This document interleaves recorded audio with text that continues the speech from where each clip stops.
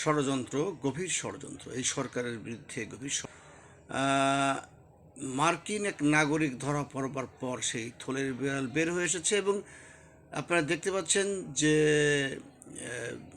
ভারতের প্রধানমন্ত্রী নরেন্দ্র মোদীর ষড়যন্ত্রে এক মার্কিন নাগরিককে এখানে সেট করা হয়েছিল সরকারকে পতন ঘটানোর জন্য। এবং জায়জাদিনের যে রিপোর্টটা আপনারা দেখবেন,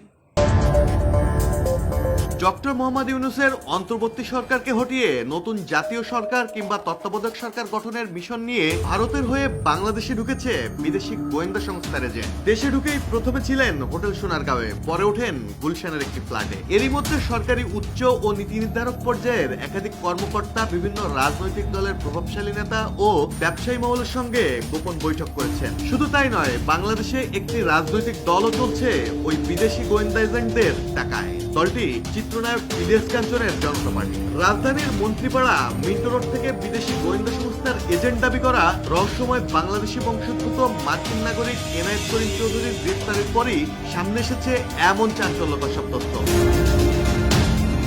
গ্রেপ্তার ওই মার্কিন নাগরিক পুলিশের রিমান্ডে স্বীকার করেছেন কিছু বিশেষ উদ্দেশ্য বাস্তবায়নেই ইলিয়াস কাঞ্চনের জনতা পার্টির প্রতিষ্ঠা এবং পরিচালনায় নিয়মিত অর্থ দেন তারা। প্রতি মাসে 3.5 লাখ টাকা যায় এই দলে। প্রথমে 48 ঘন্টার রিমান্ডে এসব চাঞ্চল্যকর তথ্য মেলায় বুধবার দ্বিতীয় দফায় তার আরো 5 দিনের রিমান্ড মঞ্জুর করেছে আদালত। এদিকে মাসে 2 লাখ টাকা বেতনে একটি বেসরকারি টিভি চ্যানেলের সাবেক জিএম মোস্তফা আজাদকে পিএস বানিয়েছিলেন ওই মার্কিন নাগরিক। তাকেও গ্রেপ্তারের পর রিমান্ডে নিয়ে বিস্ফোরক সব স্বীকারোক্তি পেয়েছে পুলিশ। জিজ্ঞাসাবাদে যুক্ত পুলিশ কর্মকর্তারা জানিয়েছেন, 2 জন ডিআইজি পদমর্যাদার কর্মকর্তা ছিলেন গ্রেপ্তার মার্কিন নাগরিক এনায়েতের সঙ্গে ঘনিষ্ঠ যোগাযোগে। আরো বিস্ফোরক তথ্য, একজন প্রভাবশালী সচিবকে দুদকের মামলা থেকে বাঁচাতে তার সাথে চুক্তি হয়েছিল 150 কোটি টাকা। ওই মার্কিন নাগরিক বাংলাদেশে গোপন বৈঠক করে সেসব তথ্য পাঠাতেন বিদেশি সংস্থায়। গ্রেপ্তারের সময় তার কাছ থেকে 2টি আইফোন জব্দ করা হয়, যা অ্যানালাইসিসে দেখা গেছে তিনি বিদেশি গোয়েন্দা সংস্থার এজেন্ট হিসেবে কাজ করতেই বাংলাদেশে এসেছেন। ভারতকে নতুন সরকার গঠন করে দেওয়ার প্রচেষ্টায় ছিলেন তিনি।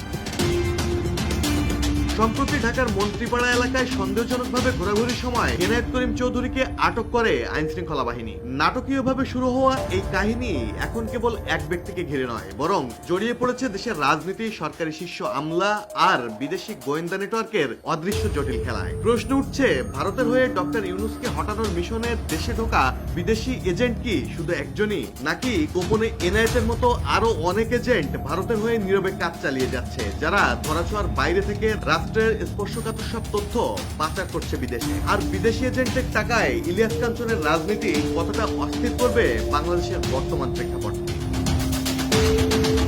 গত এপ্রিলেই চিত্রনায়ক ও নিরাপদ সড়ক চাই আন্দোলনের প্রতিষ্ঠাতা ইলিয়াস কাঞ্চনের নেতৃত্বে আনুষ্ঠানিকভাবে আত্মপ্রকাশ করে নতুন রাজনৈতিক দল জনতা পার্টি বাংলাদেশ। দলটির দলীয় স্লোগান ছিল গর্ব মোরা ইনসাফের দেশ। তবে ইলিয়াস কাঞ্চন বর্তমানে দেশের বাইরে থাকায় বিদেশি গোয়েন্দা নেটওয়ার্কের সম্পৃক্ততার বিষয়ে তাকে এখনো জিজ্ঞাসাবাদ করতে পারেনি পুলিশ। Desk report, জায়জাদি। এইরকমভাবে বাংলাদেশের একজন চলচ্চিত্র নায়ক ইলিয়াস কাঞ্চনকে হাত করে তাদের দলকে টাকা দিয়ে বিদেশি চক্রান্তে মোদির এই ষড়যন্ত্র ফাঁস।